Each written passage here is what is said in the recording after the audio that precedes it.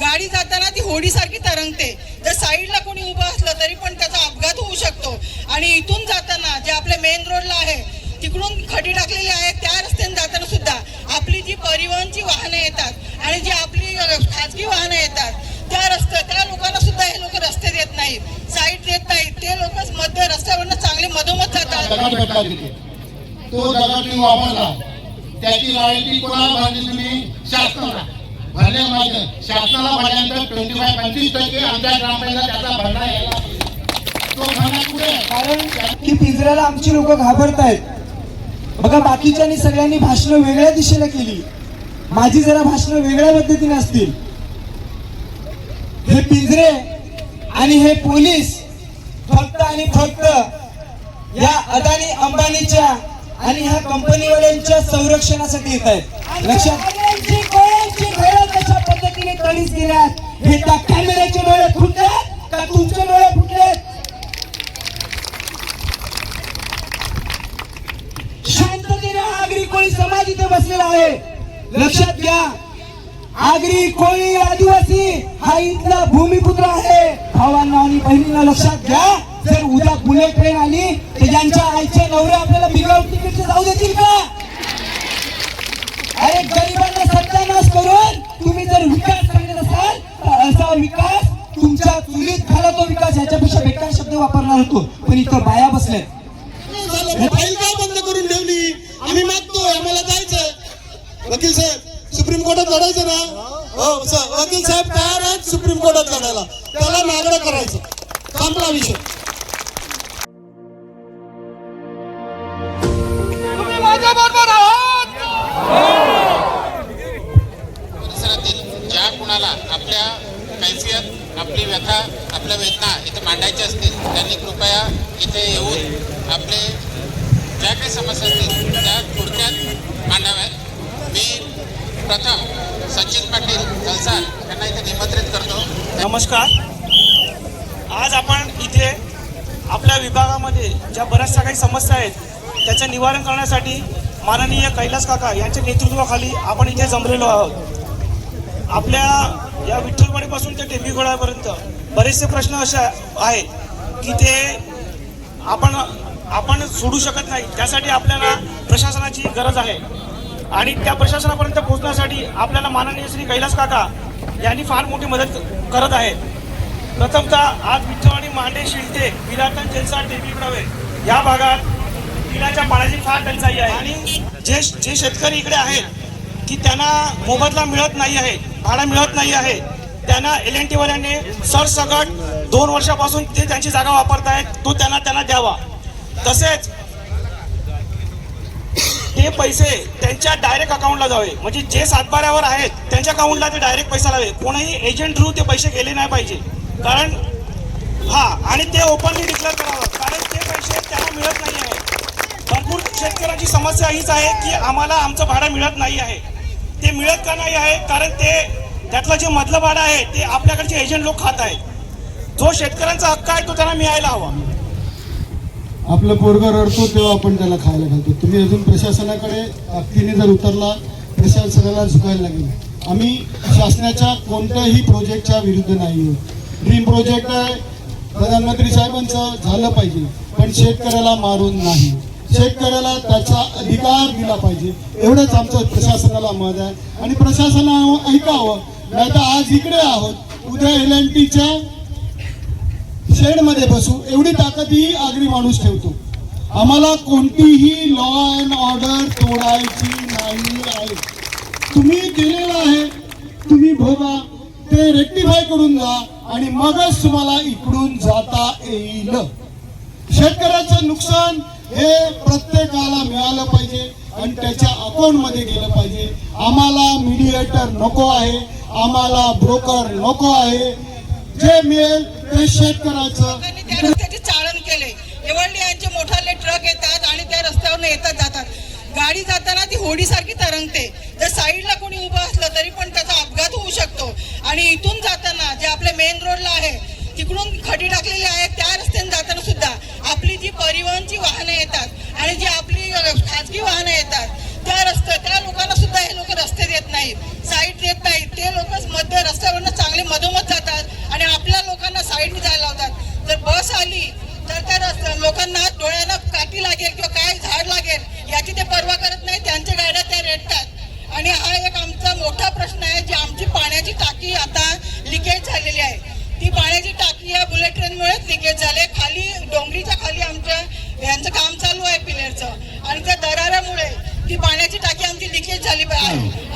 गेली हे बुलेट ट्रेनचे जे प्रताप चाललेले आहे गेली 5 वर्षापासून आम्ही भोगतोय आणि त्या कलेक्टर ऑफिस आणि प्रांत ऑफिसचे आम्ही उंबरठे झिजून थकलेलो आहे. आम्ही अनेक वेळा त्यांना निवेदन दिलेलं आणि त्यांच्या पोच सुद्धा आपल्या आहेत की 2023 पासून आम्ही ह्या शाळेजवळ असलेल्या प्रचंड टाकीला धोका होऊ शकतो हे आम्ही ग्रामसभेच्या ठरावामध्ये त्यांना दाखल केलेलं आहे आणि दाखवून दिलेलं आहे की इथे ही शाळेतली मुलं भले माझे नसतील तर गावातले आहेत ते आमचीच मुलं आहेत उद्या त्यांच्या जीवाला धोका होऊ नये हे आम्ही त्यांना 2023ला आम्ही पत्र दिलेलं आहे की त्याच्यात तुम्ही योग्य ती कार्य करा इथे ही टाकी हलवा तुम्ही. आज अशी भीषण परिस्थिती झाली आहे की त्या टाकीला संपूर्ण चारी बाजूने तडे गेल्या. आज जर ती कोसळली तर आमच्या गावात प्रामुख्याने जो पाण्याचा जो पुरवठा करणारी योजना आहे ती संपूर्ण बंद होईल आणि आमच्या माय भगिनींना फार मोठा यातना भोगावे लागतील. सर्वांना माझा नमस्कार. जय आगरी. जी आपली 4 गावं आहेत विराखण, शिंदे, मांडे, हेंडी, खळवे, तर त्यांच्यासाठी जी पाण्याची समस्या आहे तर माझ्याकडे आमच्या गावात मोठं 15 एकरचं तलाव आहे. त्याच्यात मुबलक पाणी उपलब्ध आहे आणि जेवढं पाणी तुम्हाला लागेल तेवढं आम्ही आमच्या परीने देऊ. त्या शासनाच्या अडचणी मी भरपूर कार्य करेन. शेवटी माझा सगळा आगरी समाज बांधव आहे त्यांच्यासाठी माझे सदैव प्रयत्न राहतील. समस्या सांगितल्या गेल्या, पाण्याच्या सांगितल्या गेल्या, रस्त्याच्या सांगितल्या गेल्या आणि बोरचं पाणी पण ब्लास्ट झाल्यामुळे ते सुद्धा गेलं. जे होतं ते सुद्धा गेलं. आणि किरेपाडा रस्त्याचे एकदा असेच सर्वजण जमले असताना आम्ही मागणी केलेली की किरेपाडा रस्ता खूप खराब झालेला आहे. बोलते आम्ही 8 दिवसात करून देतो. 8 महिने होऊन गेले, काही झालं नाही. नुसतं आश्वासन. आज आभार मानावे लागेल कैलास काकाचे की त्यांनी हा समस्त आगरी समाज एकत्र केलेला आहे. एकोपाने राहता आलं तर ह्या समाजाचं होईल भलं. एवढे 2 शब्द पूर्ण करतो. शासन आम्हाला ह्या चंपकवाडी पासून टेंबीखोडापर्यंत हा रस्ता बघा एक सिंगल रस्ता आहे. सिंगल रस्ता असून बाजूला दुसरा रस्ता तेवढा रुंद व्हायला पाहिजे. म्हणजे टीव्हीची झाडं तोडायची नाही. अरे कोणता काही टीव्हीचा आम्हाला गावकऱ्याला येण्यासाठी टीव्हीची झाडं तोडायची नाही. मग तुमच्या बुलेट ट्रेनवाले एवढी टीव्ही झाड तोडली कुठून परमिशन आणलंय तुम्ही कशी तोडली? तुम्ही आमच्या कलेक्टरकडे मी मला सांगितलं का ह्यांनी आमच्या जंगलातली किती झाडं तोडली लावलं परत नाही लावलं. मग त्यांचं आता कोणी असतील ना आपले कोणी असतील फॉरेस्ट डिपार्टमेंटचे त्यांनी या समोर करा आणि आम्हाला याचं उत्तर द्या का तुम्ही त्या इलेक्ट्रिकवाल्याने झाडे किती तोडली. आता तुमच्याकडे हिशोब आहे टीव्हीची झाडे किती तोडली हिशोब आहे तुमच्याकडे. मग ही आमची टीव्ही झाली घोडे आहे आणि आम्हाला रस्ता रुंदीकरण पाहिजे आहे. तुम्ही काय नव्हता तुम्हाला कोणी हा अधिकार दिलाय का शासनाचं काम असेल त्यामध्ये तुम्ही जातोडा आणि गावकऱ्यांना परिसरातल्या जनतेला जर जायचं असेल तर तुम्ही जायला हात लावून नाही म्हणजे आम्ही जायचं कुठून तुमच्याकडे सर्व माप आणि आमच्याकडे पाप हे कोणी शिकवलं. म्हणून तुम्ही दुखलेले नाही. पोलीस किती पिंजरे मागवले आणि मी जेव्हा लेट झाले थोडा हॉस्पिटलमध्ये किती पिंजरे मागवले पिंजरे आमच्यासाठी आहेत. त्याला माहिती आहे ह्या माझ्या रस्ता आहे पिलोडीच्या शासनाने म्हणजे पिलोडीवाल्याने पण बोर्ड लावलाय आजच सकाळी का हा वाहतुकीसाठी मोही आहे ती बंद करा. लोकल फक्त 2 व्हीलर 4 व्हीलर एवढीच भाग लागला पाहिजे. तरी पण आपण समजा ठीक आहे 10 टनच्या गाड्या ठीक आहे यांच्या 70 टनच्या गाड्या जातात त्यांनी आम्हाला बरबाद करून टाकलं आणि उद्याचं काय प्राणहानी झाली तर कोण जबाबदार आहे ना हे एलएनटीवाले जबाबदार आहे. एलएनटी इथे देत नाही.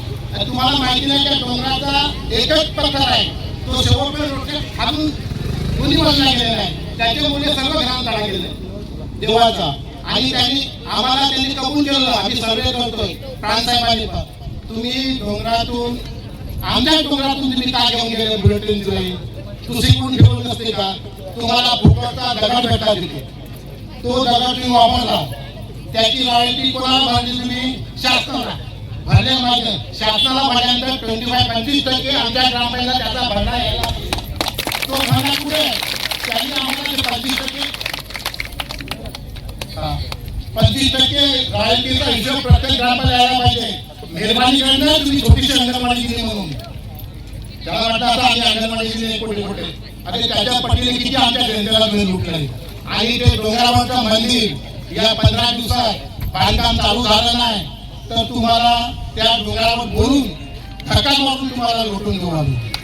त्या डोंगरावर बोलून तुम्हाला लोटून देऊ आम्ही. बाकी काही तुम्हाला हरकत नाही. तुम्ही याचे नियोजन करणारे आगरी सेनेचे महाराष्ट्र राज्याचे उपाध्यक्ष कैलास काका, आमच्या पाणीवाली ताई म्हणून फेमस असलेल्या ताई आणि बाकीचे पदाधिकाऱ्यांची आणि कार्यकर्त्यांची मला नावं नाही माहीत. त्याचबरोबर जेव्हा सुरुवातीला आम्ही या आंदोलनासाठी आलो तेव्हा पाहिलं की मोठ्या प्रमाणात एक रिक्षावाल्यांची युनियन आहे. ते रिक्षावाले सुद्धा आज रिक्षा जाग्यावर उभा करून या आंदोलनामध्ये आलेले आहेत.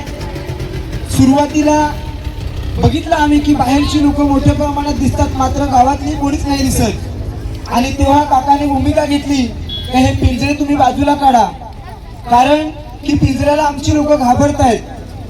बघा, बाकीच्यांनी सगळ्यांनी भाषणं वेगळ्या दिशेला केली, माझी जरा भाषणं वेगळ्या पद्धतीने असतील. हे पिंजरे आणि हे पोलीस फक्त आणि फक्त या अदानी अंबानीच्या आणि ह्या कंपनीवाल्यांच्या संरक्षणासाठी येत आहेत. लक्षात घ्या, तुम्हाला कदाचित कल्पना असेल की गेल्या 2 वर्षापूर्वी डहाणू तालुक्यातील धानिवरी या गावामध्ये लोकांच्या प्रकल्पासाठी आदिवासींना घरातून खेचून आणि लोकांची घरं तोडली. भावांना आणि बहिणींना लक्षात ठेवा की हे जेवढे प्रकल्प येत आहेत, हे प्रकल्पाने आपल्या गरिबांचा काय फायदा आहे? आहे का फायदा? गरिबांचा फायदा आहे का? आज या ठिकाणी 4 सरपंच एकत्र आलेत. या 4ही सरपंचांनी भाषण करताना काय सांगितलं? एक सरपंच सांगतात आमच्या गावात पाणी नाही, दुसरे सरपंच सांगतात आमच्या गावची मोरी मोडले, तिसरे सरपंच सांगतायत की आमच्या तिथलं अंगणवाडी कोसळले. ह्या काय मागतायत? एका तरी सरपंचाने किंवा एका तरी कार्यकर्त्यांनी सांगितलं की आमचा बंगला बांधून द्या किंवा आम्हाला एक गाडी घेऊन द्या, आम्हाला काहीतरी घेऊन द्या असं सांगितलं का? अरे आम्हाला आमच्या भारत देशाला स्वतंत्र होऊन आज 78 वर्ष झाली. शहीद भगतसिंग, सुखदेव, राजगुरू सारखे शहीद लोक फासावर चढली. त्यांचं स्वप्न काय होतं की माझा भारत देश कसा असला पाहिजे. आणि आज 78 वर्षानंतर सुद्धा माझ्या आदिवासींना, आगरींना, कोळ्यांना, इथल्या भूमिपुत्रांना रस्त्यावर उतरावं लागते. कशासाठी? पिण्याच्या पाण्यासाठी. लाज वाटली पाहिजे इथे बसलेल्या आमदार, खासदार आणि सरकारला. बरोबर आहे की चुकीचं आहे? माझं म्हणणं बरोबर आहे ना?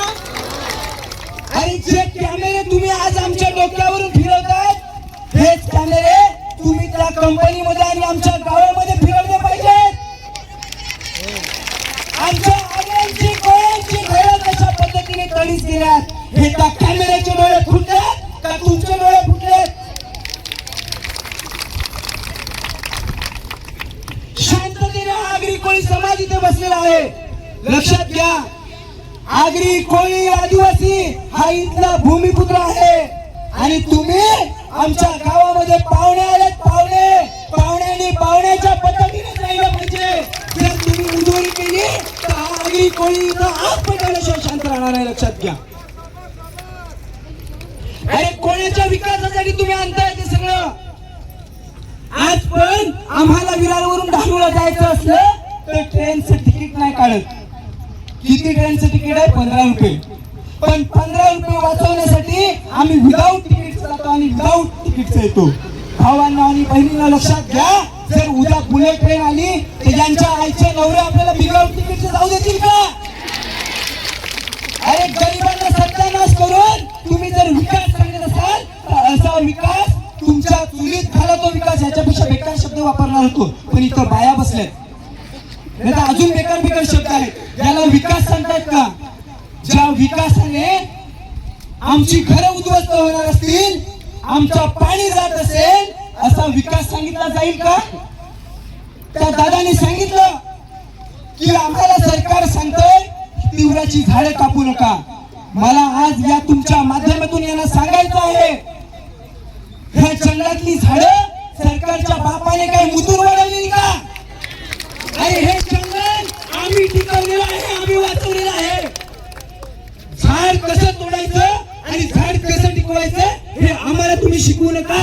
आरे कॉलनीमध्ये जाऊन बघा आणि तुमच्या बुलेट ट्रेन, हायवे, वडोदरा हे जे एक ना अनेक प्रकल्प जात आहेत त्याच्यात मोठमोठी झाडं कत्तल केली. देशाचे पंतप्रधान नरेंद्र मोदी आम्हाला सांगतात का मेरे माँ के नाम एक झाड लगाओ. इकडच्या आमची मोठी मोठी वर्षानुवर्षापासून असलेली झाडं ही कत्तल करून टाकले. तुम्ही लोकांनी लक्षात ठेवा. आमच्या आग्र्यांची, कोळ्यांची, आदिवासींची वय करताना कंपाऊंड करत असताना वहीला आम्ही लोक पूर्वी तारेचं कंपाऊंड नव्हतं, भिंतीचं बांधकाम नव्हतं, तेव्हा आमची लोक झाडे लावायची. आज पण आमची लोक सांगतील का माझ्या आजोनी लावलेला हा माड आहे, माझ्या पंजोनी लावलेला तो ताड आहे. पण आज ती झाडं उद्ध्वस्त करण्याची काम या प्रकल्पग्रस्तांनी केलेले आहेत, लक्षात ठेवा. आणि या चोरांच्या आज उलटा बोंबा चालू झालेला आहे. जिथपर्यंत आपल्या गावापाड्यातली लोक संघटित होत नाही, एकत्रित होत नाही, तिथपर्यंत आपले प्रश्न सुटणार नाही, हे आपण लक्षात ठेवलं पाहिजे. या चारही सरपंचांना मी सांगू इच्छिन की आपल्या देशाच्या संविधानाच्या कायद्याने आपल्याला दिलेला अधिकार आहे.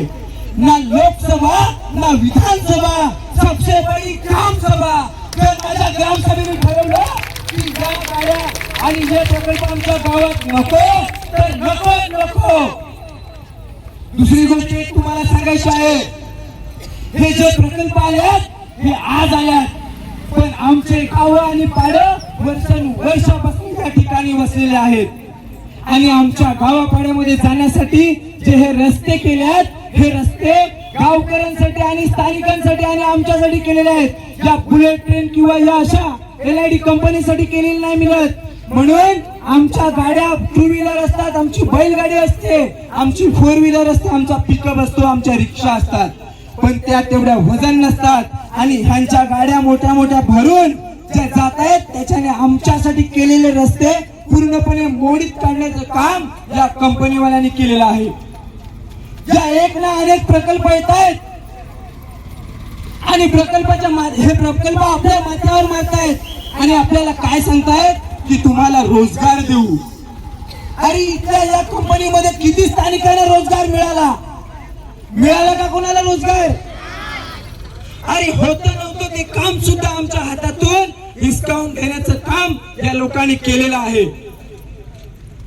आज हे आंदोलन केल्यानंतर अभिमान वाटतो की आगरी सेना ही सतत भारतीय जनता पक्षाच्या सोबत असते, तरी सुद्धा इथल्या स्थानिक शेतकऱ्यांवर जेव्हा अन्याय झाला तेव्हा आगरी सेनेने स्वबळावर या ठिकाणी आंदोलन पुकारलं. परंतु एक गोष्टीची लाज वाटते की इथे बसलेले आमदार, खासदार हे सगळे बीजेपीचे असून सुद्धा आपल्या या आंदोलनामध्ये समर्थन देण्यासाठी किंवा पाठिंबा देण्यासाठी कोणीच आलं नाही. जर या लोकांनी ठरवलं तर एका रात्रीत सुद्धा आपला प्रश्न सुटू शकतो. मात्र यांना गरिबाचं काहीच पडलेलं नाही. ही लोक फक्त अदानी आणि अंबानीची चाटुगिरी करण्यामध्ये व्यस्त असतात. तुम्हाला एकच गोष्ट सांगायची आहे, वाढवण बंदरासाठी आपण सतत आंदोलन करतोय, मोर्चे करतोय की वाढवण बंदर नकोय. हे अनेक आंदोलन झाल्यानंतर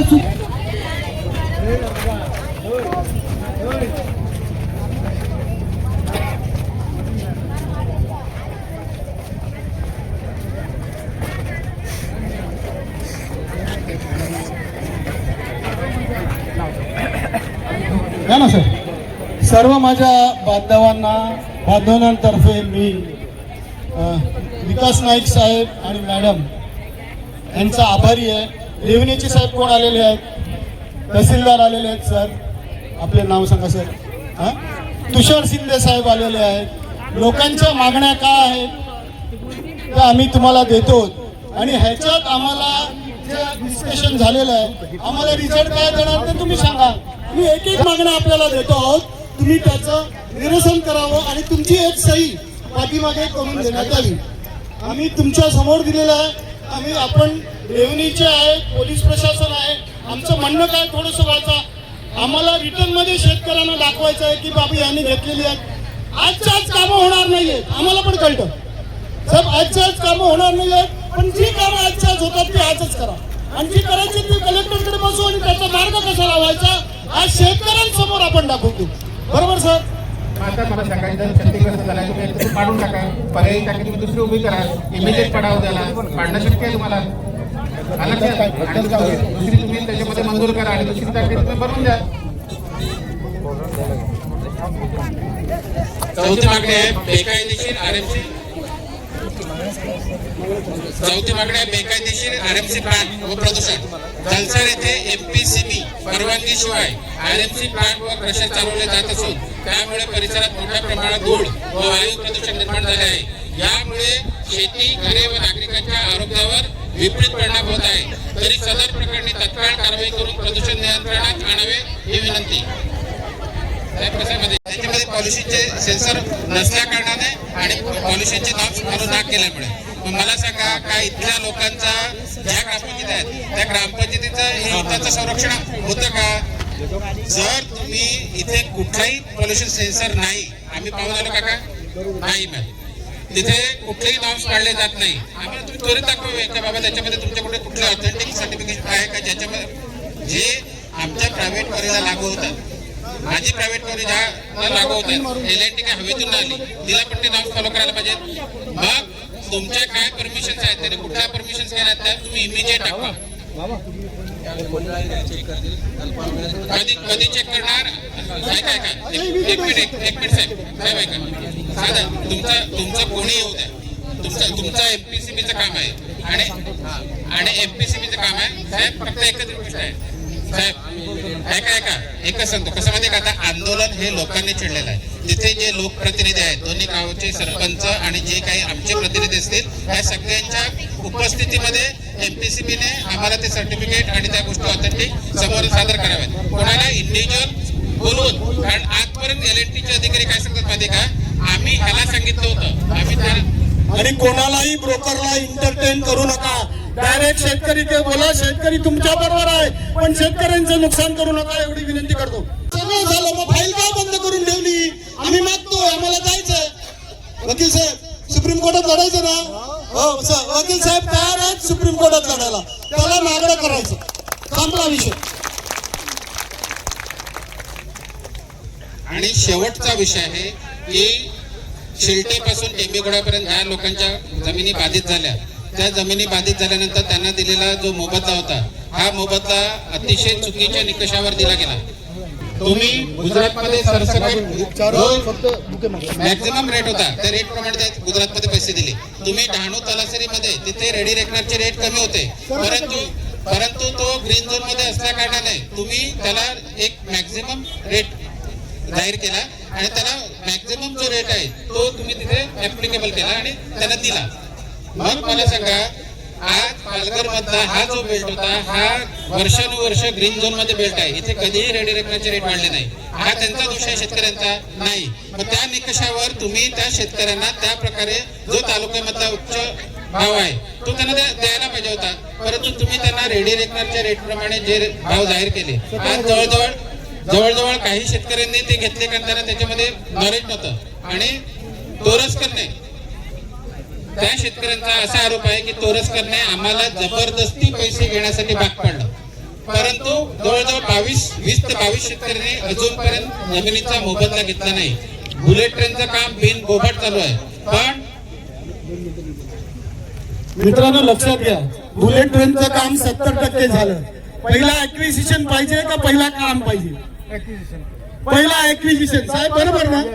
पहिला ऍक्विजिशन काम कम्प्लीट व्हायला आलं, पण शेतकऱ्याला मोबदला नाही, दिले कंडोलन्स. शेतकरी पहिल्या दिवसापासून रेव्हन्यूच्या चपला घासतोय. कुठे गेले आहेत का माझे शेतकरी?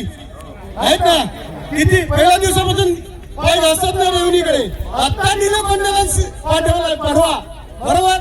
जेव्हा आपण बोलल्यावर आमच्या सिंपल मागण्या आहेत, सिंपल मागण्या आहेत.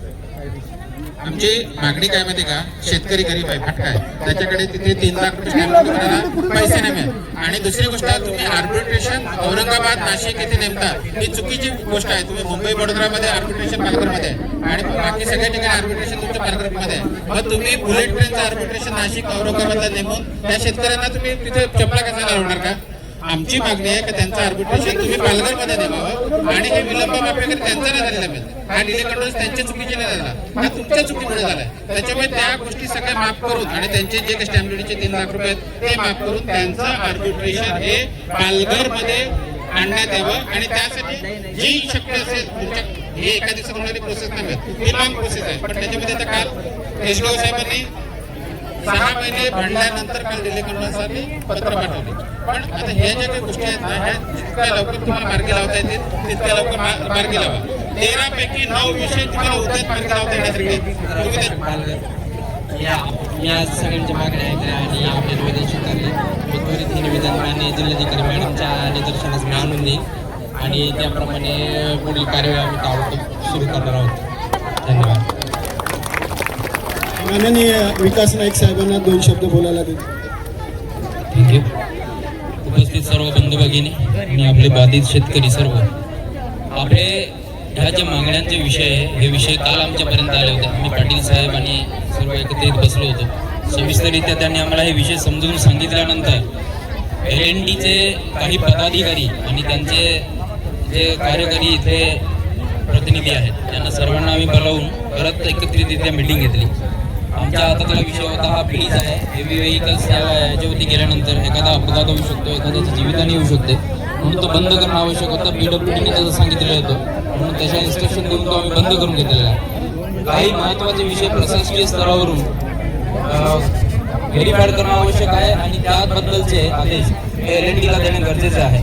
त्यामुळे आम्ही कालच्या मीटिंगमध्ये काही गोष्टी डिलिव्हर केल्या आहे. काही गोष्टी आता आम्ही पाटील साहेब आणि आपली एखादी कमिटी जी असणार आहे त्यांच्याबरोबर एकत्रितरित्या बसून हे संपूर्ण विषय आपल्याला मार्गी लावायचे आहे. काही विषय जमीन अधिग्रहणाच्या संदर्भातले आहे, त्याच्यात पुनर्विलोकन करून त्याचा तोडगा करणं हा एक महत्त्वाचा भाग असणार आहे. त्यासाठी ते कन्सर्न शेतकरी आणि आपल्याकडचे काही नेतमंडळी आहे त्यांनी पुढाकार घेऊन आपण तो मार्गी लावूया. विषय आहे घराणा आणि टाकीला जो तडे पडलेले आहे. जलसारलाही असेच विषय झालेले होते. जलसारलाही असाच प्रॉब्लेम क्रिएट झाला होता. त्यावेळेस त्यांनी LNT नावाला 65 घरांना तडे पडले आणि त्याचा आम्ही व्हॅल्युएशन करून पैसे देतोय, परंतु ते पैसे घेत नाही असं म्हणून त्यांनी विषय समोर मांडला होता. मात्र मी स्वतः त्या जलसार गावामध्ये आलो होतो. ग्रामस्थांची ग्रामपंचायतीमध्ये बैठक घेऊन मी स्वतः पाहणी केली होती. 65च्या जागेवरती 210 घर निघाले होते आणि त्यांचं मी व्हॅल्युएशन करण्याची संपूर्ण जबाबदारी ग्रामस्थांच्या समक्ष त्यांना सोपवून ती प्रक्रिया मी करायला लावली होती. ती प्रक्रिया ऑलमोस्ट पूर्ण झाली असं मला आता समजलंय. प्रक्रिया अजून त्याचं कॉम्पेन्सेशन बाकी आहे. प्रक्रिया ही झालेली आहे. आज पण सर LNT खोटं बोलते. सर LNT आज पण खोटं बोलते. ठीक आहे, काय असेल ते आणि ती प्रोसेस काय असेल, ज्यांनी काही लोकांनी पैसे घेतले काही लोकांचं व्हॅल्युएशन सोबत ऑब्जेक्शन आहे. परत त्या ऑब्जेक्शन असलेल्या गोष्टी हा परत आपण त्याच्यावरती समोर आणतोय. पूर्ण व्हॅल्युएशन झालं पण काही LNTने थर्ड पर्सन स्ट्रक्चर ऑडिट नाही केलं. स्ट्रक्चर ऑडिट बेसिक तुम्हाला जिथपर्यंत स्ट्रक्चरल व्हॅल्युएशनच होतं. तुम्ही जेव्हा व्हॅल्युएशन करायचं म्हटलं LNTला त्याच्यानंतर लोकांची ऑब्जेक्शन झाली. मी तेच म्हटलं तुम्हाला का एखाद्या घराचा फाउंडेशन जर हल्ला असेल तर तुम्ही नजरेने बघून त्याचं व्हॅल्युएशन काय करायचं काय तुम्ही सिमेंट लावून त्याला भरून देतो. हे त्यांनी ह्या अशा प्रकारे व्हॅल्युएशन केली आणि आमची मागणी असं आहे की त्याची स्ट्रक्चरल ऑडिट करून मग त्याला पैसे द्यावे आणि आम्ही त्या केले ना. आम्ही स्वतःच्याकडे दिले नाही. आम्ही तुम्हाला दाखवलं लाख रुपये खर्च करून दिला पण त्यांची व्हॅल्युएशन जी होती ती व्हॅल्युएशन चुकीची कशी आहे ही आम्ही स्ट्रक्चर ऑडिट करून त्यांना दाखवून पण दिली आणि त्याच्यानंतर त्यांनी मान्य पण केलं. त्यांनी एसडीओ साहेबांच्या समोर विचारत एसडीओ साहेबांना त्यांनी एसडीओ साहेब RDC होते आणि त्याच्या समोर मान्य केलं की ही जी स्ट्रक्चर ऑडिट ही जी आहे ना त्याची सगळ्यांची स्ट्रक्चर ऑडिट करण्यात यावी. पण त्यांनी काय केलं ते मान्य केल्यानंतर व्हेरी सेकंड डेला इंग्लिशमध्ये कन्सेंट बनवलं, लोकांच्या सह्या घेतल्या आणि त्या लोकांना पैसे द्यायला सुरुवात केली. हे चुकीचं आहे. ठीक आहे, हा एक मुद्दा आहे. तर तो व्हॅल्युएशनच्या साठी आपण त्यावेळेस पण त्यांना सांगितलं होतं की आपण थर्ड पार्टी कुठली तरी एजन्सी असावी आणि स्ट्रक्चरल ऑडिट केल्यानंतर दोन्ही पक्षकार जे बाधित आहे ते आणि कन्सर्न पार्टी म्हणजे LNT यांनी त्याबाबतचा अधिकृत जो रिपोर्ट आहे तो ग्रामस्तरावरती सगळ्यांना सांगण्यात यावा आणि त्याचा निवाडा निघेल असं म्हणून आपण त्यावेळेस ठरवलं होतं. तसंच आता आपल्या इथले पण काही टाकीचा प्रकार आहे ते शाळेचा तुम्ही त्याच्यात शेतकरी आहात, तुम्ही स्वतः यायचं आणि कलेक्टर मॅडम समोर ज्या मिटिंगच्या दिवशी तुम्ही डेलिगेशनचा पार्ट असणार दोघी जण, बरोबर? बोला ना, त्यांचं बोला. काम झालंय 30% फक्त काम बाकी आहे. त्यांचं पूर्ण काम झालं होतं. आम्ही कोणाजवळ जातो असं तुम्ही बोलले ते बरोबर आहे. म्हणून आम्ही इकडे थांबलो ना आज वाईट त्याच्यासाठी आलोय ना. बाकींच्या गावांना जर 20-25 लाख कोणते मिळत असेल आम्हाला पण 25 लाख आम्हाला पण पाहिजे ना. आमचं तेच म्हणणं आहे बा. आपण हे बाई आहे, पुढे तुझं म्हणणं व्यथा काय ती पण मांड. बुलेटिनवालीला घ्यास भेटतात आणि आम्हाला उद्या बुलेट ट्रेनचे गॅस बंद करा आणि पोलीस कंप्लेंट करा. ट्रेनवाल्यांना गॅस मिळतो, त्यांचा आधार कार्ड नाही, काय नाही, आणि माझ्या शेतकऱ्याला गॅस नाही. याच्यावर पोलिसांनी लक्ष घातलं पाहिजे. आणि याच्यासाठी आपली एक टीम अग्नि समिती तयार करा. ज्यांना गॅस मिळतील, गॅस एजन्सीवाल्यांवर रेट टाकायला लावा. पोलीस प्रशासन मॅडम इकडे आहेत, आपल्या बरोबर राहतील. मी साहेबांना रिक्वेस्ट करतो, नाईक साहेब, ह्याच्यात जर हलगर्जीपणा असेल तर तो तुम्ही इमिजिएटली त्याच्यावर ऍक्शन घ्या. हात जोडून तुम्हाला आणि त्याला लगेच मिळतात. आपण त्याच्यावर काम करू. आपण चांगलं आहे काही काम करू. ऐका ताई, तुमचं बाय, तुझं म्हणणं मांडलं. साहेब स्वतः इकडे आहेत, मॅडम स्वतः इकडे आहेत, आपण करू. आता आपला एवढा वेळ, त्यांचा अमूल्य वेळ देऊन साहेब आणि त्यांचा सत्कार आपल्याला करायचा आहे. 2 मिनिटं. आमच्या पाड्यात सर्वांना पैसे भेटले करायचे, आम्हाला पैसे नाही भेटले. आता तू आहे ना, बघ इकडे सचिन दादा आहे, चेतन दादा आहेत, अजून बरेच आहेत. त्यांच्याशी कॉन्टॅक्ट मध्ये तुझा आता माझा नंबर घे, मी नंबर देतो तुला. सगळं तुझी फाईल व्यवस्थित बनवून देणे ही आमची जिम्मेदारी, बरोबर? ती करू. जरा मी सर्वप्रथम नाईक साहेब आणि तहसीलदार साहेबांचा आभारी आहे. त्यांनी वेळात वेळ काढून आज इकडे आले. जरा बुके मागवा, आज बुके मागवा. 5 मिनिटं बसा खाली, 5 मिनिटं. साहेबांना बुके द्या. सर आपले फार आभारी आहात नाईक साहेब. आपण पण शेतकऱ्यांचीच मुलं आहोत. आपण जे आज इकडे पॉझिटिव्हली लोकांना बोलण्यात लोकांमध्ये ग्रुप आला आणि त्यामुळे मी आपला आभारी आहे. ताई, तहसीलदार साहेबांचा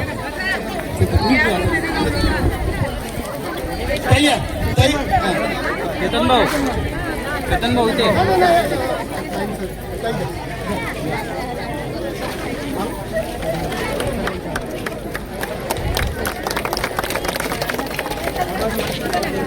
आणि शेवटचा शेतकऱ्यांचा एक सत्कार आहे. सगळ्या शेतकऱ्यांनी इकडे लाईनीत उभं राहा. ज्यांनी आणलेला त्यांचा एक सत्कार इकडे आपण करतो. सेना,